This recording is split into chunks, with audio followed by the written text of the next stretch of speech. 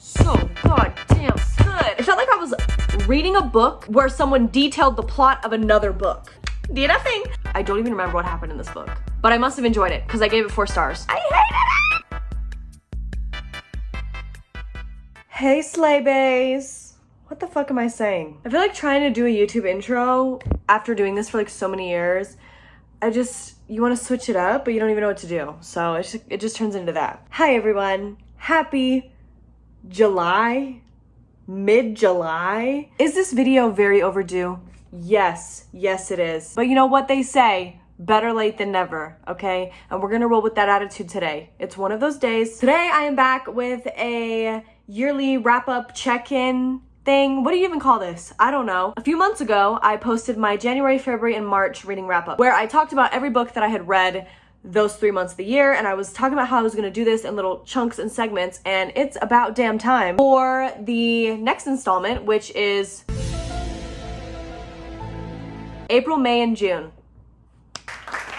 So here we are. I'm gonna be showing you guys all the books that I read in the past 3 months, giving you my ratings and everything like that. I do have full written out reviews for nearly every book in this video. So if you want to go read them, they're on my Goodreads. It's where I keep track of all my reading and I post reviews and updates. You can see what I'm currently reading, all that fun stuff. And then some of them also do have reading vlogs as well. Just check the channel and you'll see. But yeah, let's go ahead and get into it. So I believe the last time we talked, let me pull up my Goodreads. Okay, so the last time I talked to you was right at the end of March when I had just finished Addicted to You by Kristen Becker Ritchie. I believe that was the last book I talked about in my part 1. So directly after that, I will say I did read the next 2.5 books. I read Ricochet and I read Addicted for Now, and then I got like 100 and something pages into Kiss the Sky and I DNF'd that shit. Do I think I'm gonna revisit this series eventually? Probably. It just kind of became a little bit too one note for me once we transitioned to Connor and Rose's books. I don't know what it was. I wasn't loving it. And I feel like the difference in my reading from the first 3 months of the year to the past 3 months of the year, I'm a DNF ass bitch. Like if I'm not having fun, DNFing. It would take me a while. I would really try and push through books, and I would pretty much only DNF them if they were like problematic in some way, and I was like, I'm just not gonna fucking read this. But now, it doesn't matter if the book is stunning, beautifully written, amazing plot. If I'm not just having a fun time reading it, if I'm not enjoying myself, I'm not gonna read it. So yeah, did end up DNFing it. It's not that the book was bad. It's not that the series was bad. I just think it was starting to get a little bit repetitive, and I was just kind of like needed something different. I needed a break. I think I gave Ricochet like 1 or 2 stars. I just really did not enjoy this. It's a novella anyways. I feel like I should have just skipped this entire book. It wasn't my favorite. For me, the reason why is because the main characters are separated for a lot of the book, like distance trope or separation trope. I don't know what you'd even call it. So I didn't really like that one. Addicted for Now, I gave a 4 stars, which thinking back, I literally can't even explain why, because I don't even remember what happened in this book. But I must have enjoyed it because I gave it 4 stars. And then of course, Kiss the Sky, I DNF'd. And if I DNF a book, I don't rate it because that's not really fair. So after that, I read The Selection by Kiera Cass. Absolutely hated it. I gave it 2 stars. I didn't read this when I was 12. I wish I would have. I probably would have liked it more, but I did not care for it at all. Her name's America Singer. The main love interest is like a good boy with blonde hair who's like a prince. And there's a love triangle that's like really boring. It just wasn't it for me. After that, I read Heartstopper volumes 1 through 3 by Alice Oseman, and then I watched the Netflix series because I was just so obsessed. It was so cute. I literally read all 3 volumes. Well, there's more than 3, but I read the 3 that I read in a single day. Like I was obsessed. I was plowing through it. I do need to finish it and read, I think there's volume 4, maybe a volume 5. I don't even remember at this point. I need to finish it. I just haven't yet, but I love the Heartstopper series. It's just really cute, fluffy, you know, fun. I think I rated every book around 4 stars. Then I DNF'd another book, Today, Tonight, Tomorrow. I've heard so many good things about this, and I was so excited to read this because it's like academic rivals to lovers. And the reason I wanted to read this book was because in Kiss the Sky, or, you know, part of the Addicted universe, Connor and Rose are supposed to be academic rivals to lovers.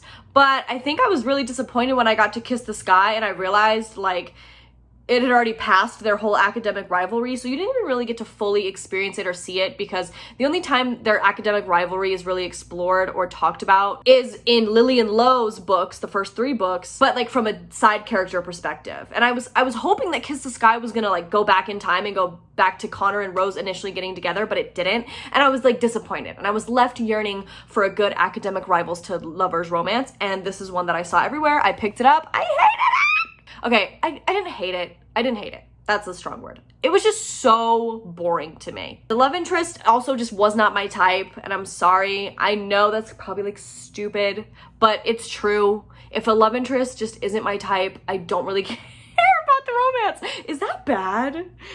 Whatever, it's the truth. It follows like a weekend, so it's literally like 1, 2, or 3 days, and that's the entire book. And for me, I cannot buy into a love story, especially a rivals to lovers love story that happens within 3 days. It just didn't work for me, so I DNF'd it. Then I read Book of Night by Holly Black because it got released in May, I think, and I had it on pre-order. It showed up to my house, and I read that shit immediately, because as you might know by now, if you've seen part 1 of this video, I read her Folk of the Air series and absolutely fell in love with it. Still my favorite reads of the year. So I was really excited about this. It was her adult debut. Was I expecting more for an adult novel? Yes, I was. It wasn't very spicy or like smutty. Like I think she could have classified it as a YA and it wouldn't have made any difference to me. In fact, I think the sexual tension was way higher in her YA books, which is funny. But I did really like it still. I rated it 4 stars. I just love Holly Black's writing. It just works for me every goddamn motherfucking time. I love it. I loved Charlie as a main character. I thought she was so cool, morally gray, bad bitch. The plot was a little bit confusing and I feel like it needed to be fleshed out a little bit more, but overall I'm really excited because she did announce that this is going to be a duology, and I'm really excited for book 2. So I am gonna read it. I did like it, 4 stars. I know there's mixed reviews, baby, but I enjoyed it. Then I was craving a good vampire story, and I have been on the brink of wanting to reread Twilight because I did read that when I was in like middle school and I really liked it, but I'm scared. I want to reread Twilight, like Divergent, Hunger Games, so many of my favorite middle school reads, but I'm terrified to do that as well because I'm scared they're gonna lose the spark and they're gonna lose the joy, and then I won't be able to look at them the same way. So instead I opted for the Walmart version of Twilight, Crave, and I read book 1, and oh my god, this was a 600-page hot ass mess. But as I said in my Goodreads review, I love needy vampire men, and there were steamy makeout scenes. It is YA, so like no smut, but there was steamy ass makeout scenes, and I was here for that. But that was about the only reason that I finished this book. I don't even know how I finished this book, if I'm honest. Like, I'm actually shocked I didn't DNF it. I did read it. Am I gonna read the rest of the series? No, I am not. Then for a reading vlog, I read ACOTAR. I'm not even gonna really talk about this all that much because I just posted my reading vlog. It's the last video. I'll link it in the description if you want to watch it. But yeah, I gave this a 3 star, I think. And my ACOMAF, A Court of Mist and Fury reading vlog is gonna be coming to you sometime soon. I need to start it. I'm probably gonna start it in the next few days. So yeah, I did start this series, 3 stars. Go watch the reading vlog though. It's very funny. It's very entertaining. I think it's a good one. After that though, we had a bomb little reading sprint. I read Conversations with Friends by Sally Rooney. I rated this a 4 star. I loved this book. It's 4.5, probably 4.5 stars. I loved this book.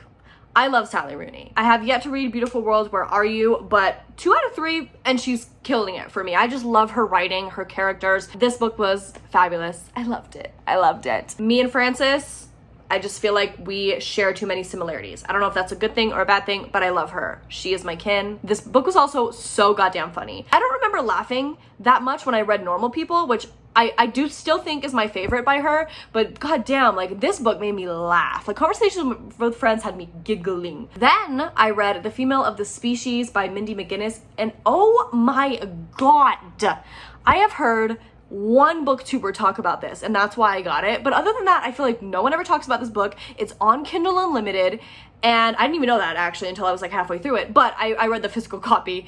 But it's on Kindle Unlimited, and it is so goddamn good. Are you kidding me? 4.5 stars, 4.5 stars. I just wish it was longer. That's literally why I docked a half a star. I needed more of it. Such a brilliant YA novel that examines rape culture and misogyny and romance and just it was so brilliantly done. love an evil, villainous, revengeful, murderous woman.